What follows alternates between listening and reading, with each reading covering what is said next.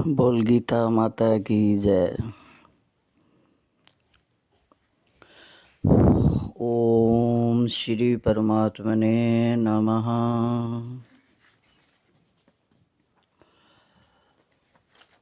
श्री कृष्ण भगवान की जय। ओम नमे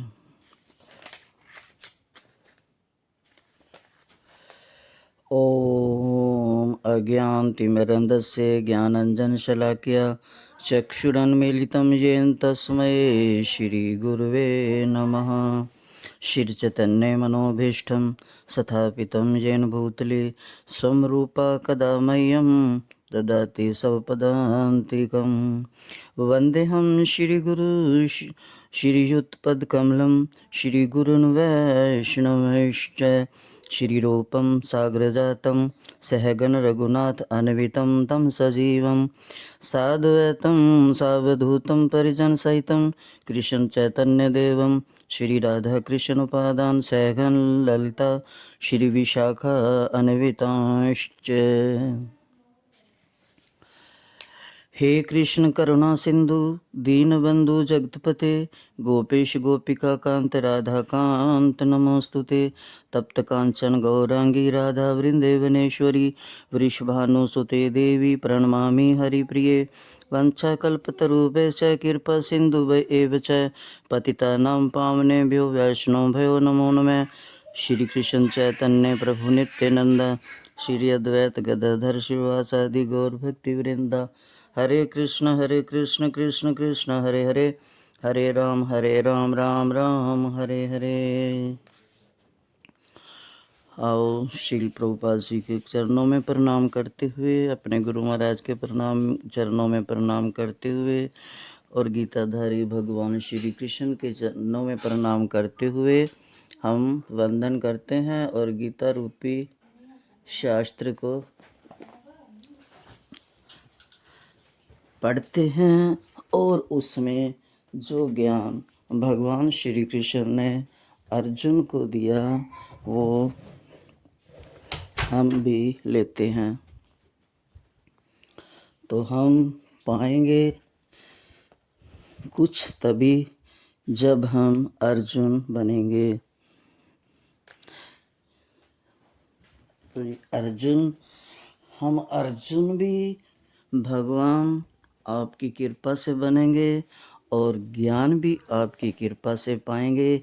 हमारे लिए गीता भी आप हो, गीता सुनाने वाले भी आप हो और गीता सुनने वाले भी आप ही हो। अगर सब कुछ आप ही होकर हमारे में आओगे तभी हम ये ज्ञान सुन पाएंगे। अर्जुन की तरह हमें भी बड़भागी बनाइए, सौभाग्यशाली बनाइए कि हम भी इस जीवन में कुछ मानव बनकर नहीं, मानव हम तभी बनेंगे जब ये गीता ज्ञान पाएंगे। मानव बनने के लिए हम तो दानव हैं। मानव हे श्री कृष्ण, आपकी ये वाणी जो गीता है अमृत रस का कुंड, प्रेम भरी वाणी है जो आपके रस अधरों से निकली हुई है, ये ही हमें बना सकती है मानव। आपकी कृपा की वर्षा हो तभी हम कुछ कर सकते हैं। आप चाहो तो हमें अर्जुन बना सकते हो। हमारी क्या औकात, हमारे में ताकत नहीं है कि हम अर्जुन बन सकें, पर फिर भी हम प्रार्थना करते हैं कि हे हरि, हमारे मन को अर्जुन समझकर हमें कुछ बूंदें, कुछ छींटा ज्ञान का, गीता ज्ञान का हमारे ऊपर डालो।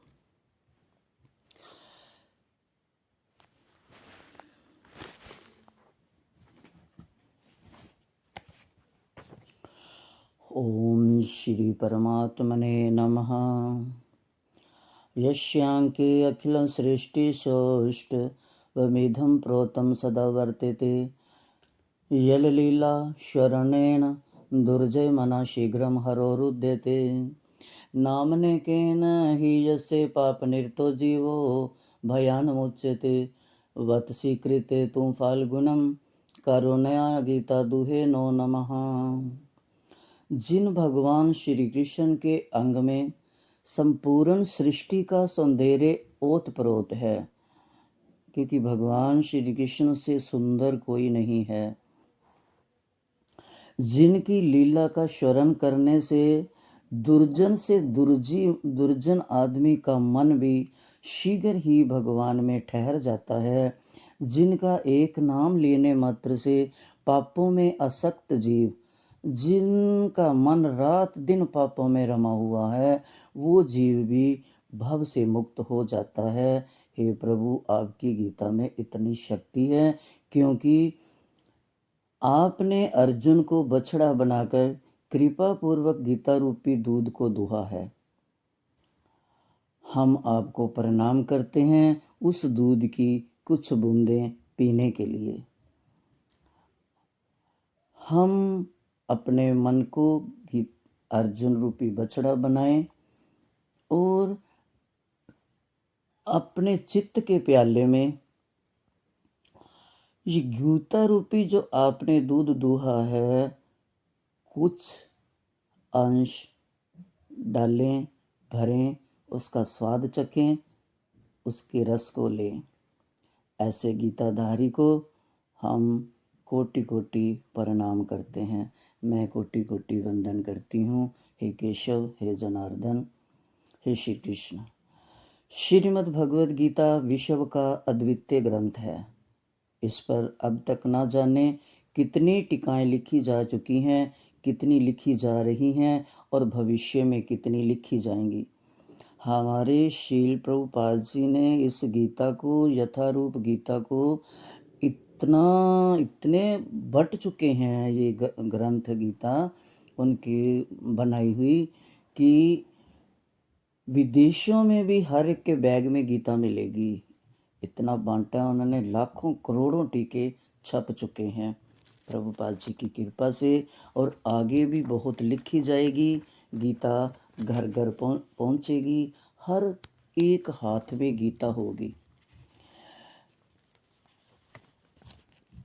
मेरा मन कहता है कि वो दिन जल्दी आए जब हर एक आवाज़ के साथ ये निकले, गीता हमारे साथ है, गीता हमारे साथ है, हम गीता के साथ हैं, गीता हमारे पास है, यही हमारा माँ बाप है, इसी का हमें साथ है, ये हमारी मात है। ये शब्द निकलें और गीता हाथ में हो, तब निकलें ये शब्द हर एक की आवाज़ में, कि गीता हमारे साथ है तो हमें किसका डर है, गीता हमारे साथ है तो हम गिर नहीं सकते, गीता हमारे साथ है हमारा विवेक नहीं जा सकता, गीता हमारे साथ है तो हमारा ज्ञान टिका रहेगा, गीता हमारे साथ है तो हमें कोई संशय नहीं आ सकता, गीता हमारे साथ है तो हमारा कोई कुछ बिगाड़ नहीं सकता। इसके गूढ़ भावों का अंत ना आया है ना आएगा। बड़े बड़े ऋषि मुनि जब ये लिखने बैठते हैं तो अथाह अनंत इसके रस को लिखने में असमर्थ हो जाते हैं, लेकिन रस खत्म नहीं होता, ये आगे भी चलेगा, लिखते रहेंगे, बांटते रहेंगे, हम सब पढ़ते रहेंगे, आने वाली पीढ़ियां भी इसका लाभ उठाती रहेंगी। ये अनंत भगवान के मुख से निकली हुई दिव्य वाणी परम वचन है, मीठे रस भरे वचन हैं। इस दिव्य वाणी पर जो कुछ भी कहता या लिखता है वह वास्तव में अपनी बुद्धि का परिचय देता है। अगर इस गीता को पढ़कर, इसको समझकर अगर कोई कुछ चंद लाइनें लिखता है तो वास्तव में अपनी बुद्धि का परिचय दे देता है। भगवान कहते हैं कि उससे पता चलता है वो कितना बुद्धिमान है, गीता उसके अंदर कितनी गई है, गहराई से गई है, उसने गीता को कितना समझा है और कितना उस पे मनन किया है, कितना जानना है, कितना उसको पहचानना है, कितना मानना है, ये उसकी बुद्धि परिचय देती है। गीता के भावों को कोई मनुष्य इंद्रियां, मन, बुद्धि से नहीं पकड़ सकता। हाँ, इंद्रियां, मन, बुद्धि सहित अपने आप को भगवान के समर्पित करके अपना कल्याण कर सकता है, कोई पकड़ नहीं सकता। क्योंकि ये गीता की जो वाणी है ये ऐसी तेज प्रचंड निकली है कि इसको जैसे बादल चमकते हैं, बिजली चमकती है, उसको कोई पकड़ नहीं सकता। हाँ, हम फोटो खींच सकते हैं, देख सकते हैं, किसी को दिखा सकते हैं, देखो वो रात को बिजली कड़की थी, लेकिन उसको हम पकड़ नहीं सकते। ऐसे ही ये तीव्र तेज वाणी जो प्रभु के मुख से निकली, इसको कोई पकड़ नहीं सकता। अपनी बुद्धि से, अपने मन से, अपनी इंद्रियों से, क्योंकि आंखों से अगर देखेंगे तो पकड़ थोड़ी सकेंगे हाथ में, अगर बोल सकते हैं तो देख नहीं सकते, देख सकते हैं तो बोल नहीं सकते। तो इसलिए वो बहुत बुद्धिमान होगा, उसकी बुद्धि का परिचय होगा जो इसके कुछ भावों को समझेगा और लिखेगा।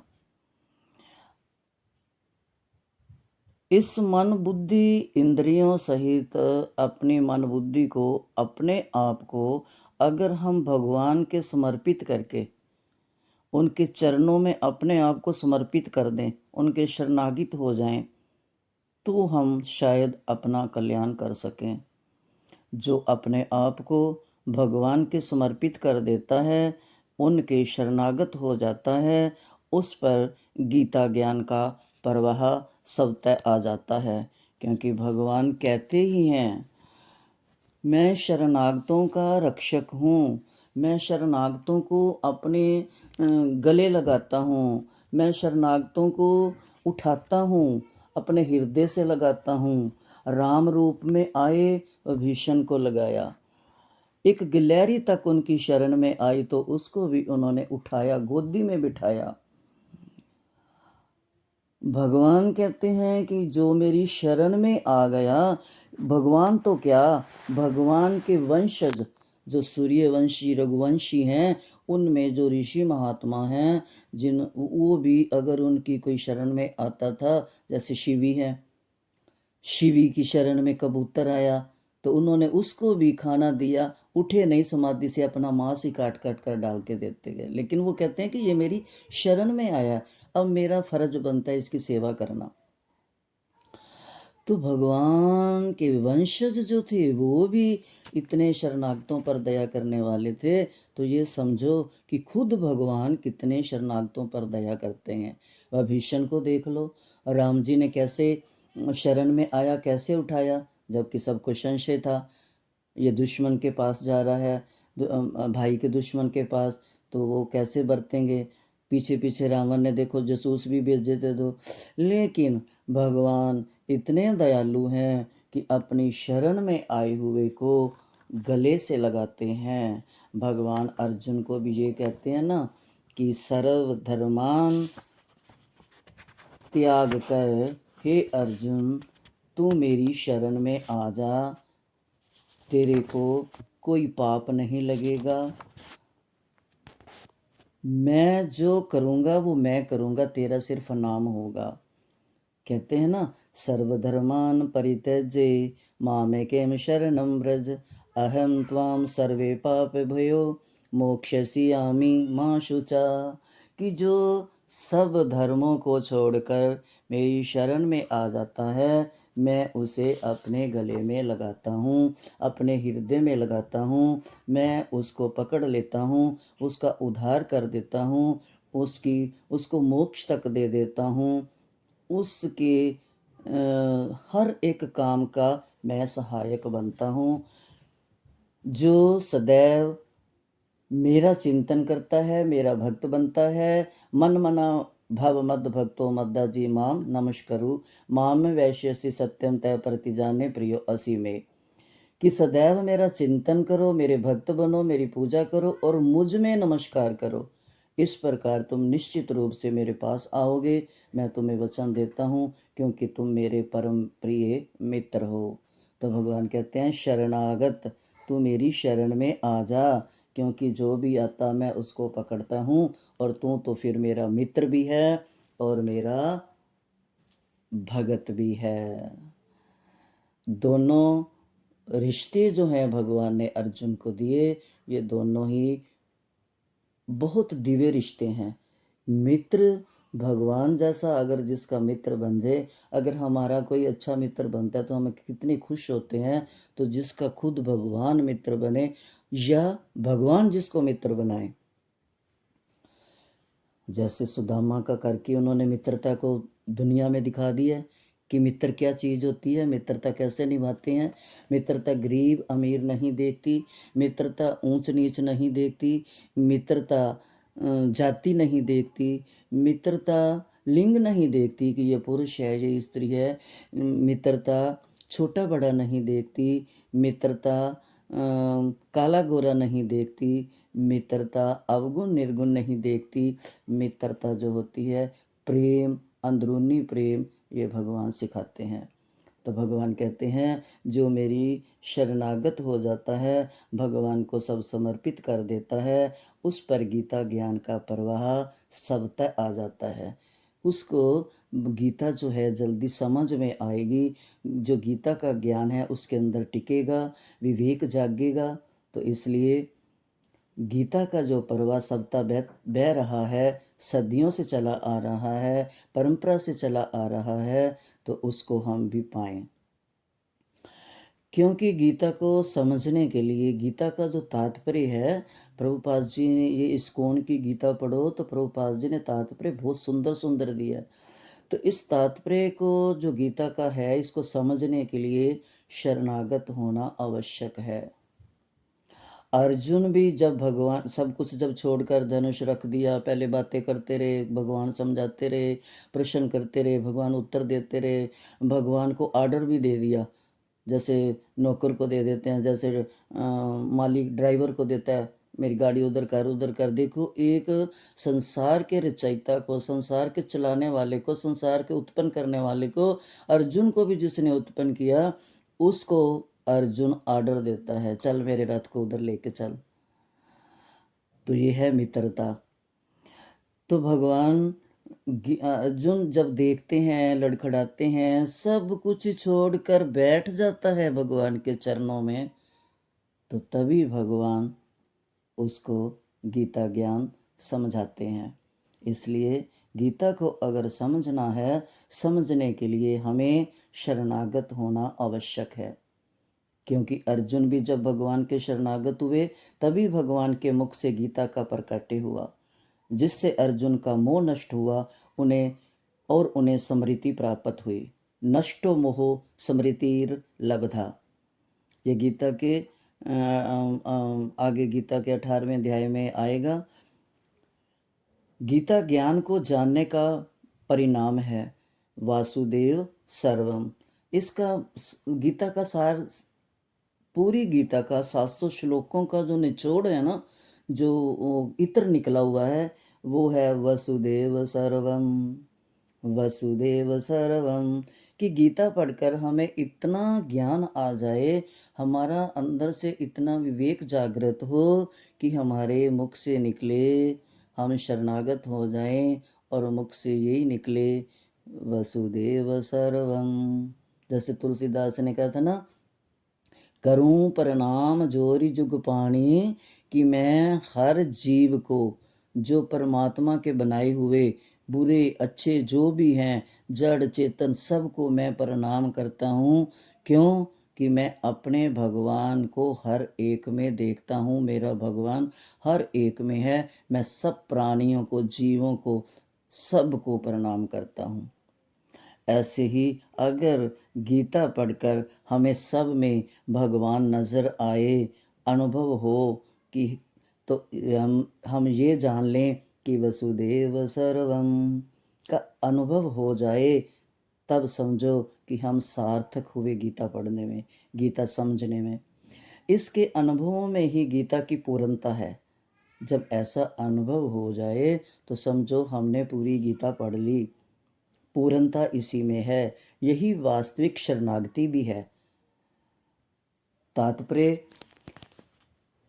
वास्तविक शरणागति तभी होती है जब दिल में कुछ हो, हम जाना चाहें प्रभु के पास, प्रभु की शरण में, प्रभु की तरफ, प्रभु के चरणों में हम कुछ पाना चाहें, तभी तो।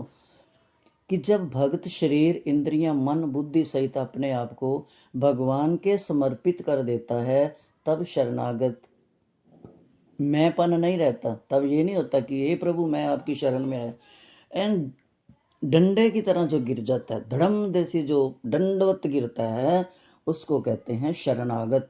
जो वो अपने कपड़े ना संभालता रहे, जगह ना देखता रहे कि नीचे गंद पड़ा है जहाँ मैं लेट रहा हूँ, प्रणाम कर रहा हूँ, नहीं, कुछ नहीं, सिर्फ भगवान के चरण दिखे और धड़ाम से शरणागत होकर भगवान के चरणों में गिर पड़े, साष्टांग प्रणाम करे और बोले शरणागत हूँ मैंपन का कुछ भी ना रहे कि मैं हूँ, प्रत्युत केवल शरण शरणें भगवान ही रह जाएं बस, जिनमें मैं तू ये वह चारों का ही सर्वथा अभाव है। इसलिए जब कोई महात्मा गीता को जान लेता है, ये हमारे में रहेगा, मैं तू, है ना, ये तेरा, ये मेरा, ये अच्छा, ये बुरा, ये सब रहता है, लेकिन इन चारों का अभाव तभी जाएगा जब हम गीता को पढ़ेंगे, गीता को जान लेंगे। अगर गीता हमारे अंदर थोड़ा ठहर गई, गीता ज्ञान हमारे अंदर टिक गया, तो हम मौन हो जाएंगे। जो मौन हो जाता है उसके पास कुछ कहने का या लिखने के लिए शब्द नहीं रहते, वह साधकों के प्रति गीता के विषय में कुछ भी कहता है तो वह शाखा चंद्र न्याय से संकेत मात्र होता है। वो यही करेगा। उसके हम गीता को इतना जान लें, इतना पढ़ें, इतना इसमें डूब जाएं, गीता के गहरे सागर में इतना डूब जाएं कि अगर हमारे से कोई पूछे क्या पढ़ रहे हो, हमारे शब्द ना निकले, हम क्या करें, गीता ही उसके हाथ में दें, भी तू पढ़ इसको, तू देख इसमें क्या है, इतना हो जाए, इतना गहरे भावों में हम डूब जाएं। गीता के विषय में कुछ कहना बहुत असंभव है। लगभग 20 वर्ष एक गीता में लिखा हुआ है ना, उस साधक ने लिखा है कि 20 वर्ष पहले मैंने एक गीता लिखी थी और जिज्ञासु साधकों ने उसे बड़े उत्साहपूर्वक अपनाया और उससे लाभ भी उठाया।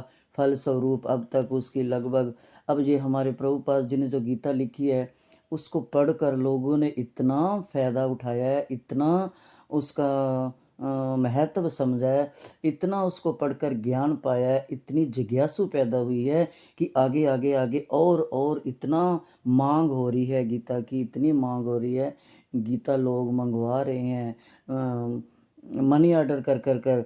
तो ये इस्कॉन की जो गीता है, जो प्रभुपाद जी द्वारा लिखी गई, रची गई यथार्थ गीता रूप है, वो गीता, उसमें ज़्यादा ज्ञान, गहरी गहरी बातें से, तात्पर्य से प्रभुपाद जी ने समझाया है। अब उसकी पता नहीं कितनी लाखों प्रतियां मुद्रित हो चुकी हैं और आगे भी अभी मांग बढ़ती जा रही है। इसका कलेवर बहुत बड़ा होने से इसे अपने साथ रखने में बहुत भलाई होगी, क्योंकि गीता एक है तो छोटी सी पुस्तक, लेकिन इस छोटी सी की पुस्तक में भी 700 श्लोकों में, मैं कहती हूँ कि पता नहीं 700 श्लोकों में 700 युगों में जितने शास्त्र उपनिषद बने हैं उनका सार इसमें भरा हुआ है। इतना अधिक विस्तार, इसको पूरा पढ़ने के लिए समय भी चाहिए और प्रेम भी चाहिए और श्रद्धा भी चाहिए और विश्वास भी चाहिए और अपने आप को उसमें डुबोने के लिए मन को स्पंज रूपी बनानी चाहिए कि जो ऊपर से दिखे सूखा लेकिन वो अंदर से सोख ले, अपने अंदर सोख कर रखे। स्पंज होते हैं ना, अपने अंदर पानी को सोख ले, जब निचोड़ो तब निकलता है। तो ऐसे ही हमारा मन गीता रस को पिए और अपने अंदर भरे। गीता एक सुखद ग्रंथ है, गीता एक महान ग्रंथ है। गीता सज्जनों को जीवन प्राण धन देने वाला ग्रंथ है। गीता साधकों के लिए संजीवनी बूटी है। गीता ये जो विश्व रूपी समुंदर से निकालने के लिए एक नौका है। गीता एक अनुभव करने वाला सरल अमल समन सकल भव रोग मिटाने वाली औषधि है, समझने वाली है, सरल भी हो जाती है जब हम इसको ध्यान से पढ़ेंगे, प्रभु कृपा करेंगे, फिर हमारे को सरल लगेंगे श्लोक, फिर हम इस पे अमल करेंगे, फिर हमारे जो सकल भव रोग हैं वो दूर होते जाएंगे। कितना अच्छा एक गीता के मैंने लिखा पढ़ा था, साधक संजीवनी सुखत सज्जन जीवन प्राण गरल जलदी कलिकाल महु निकसे अमे महान अनुभव सिद्धद सरल अमल समन सकल भव रोग बरनई साधन मर्मु सब सहज सदत सब जोग साधन पथ बाधा समन बड़ई विवेक विचार भव पर हरि हरि सुलभ करी साधक रुचि अनुसार परकट बेहु जग जीव हित मधुर सजीवन मूर नासई अघ तम विवद विधि सो भई जिमी नबसूर। कितनी अच्छी लाइनें हैं, इनका सार समझें। ये लाइन छोटे शब्दों में 4 श्लोकों में बहुत सार है गीता का, कि साधक कैसे बनता है, पथ पर कैसे चलता है, उसके अंदर भक्ति कैसे प्रकट होती है, वो जीव मधुर इस संजीवनी का पान कैसे करता है, अपने उसके विचार कैसे शुद्ध होते हैं, अपने साधन पथ की बाधा कैसे दूर करता है, सब गीता सिखाती है। इसलिए गीता एक बहुत सुंदर छोटा सा शास्त्र है, भगवान के मुख से निकली हुई रस भरी रसिया के मुख से निकली ये वाणी है। बोल गीता माता की जय।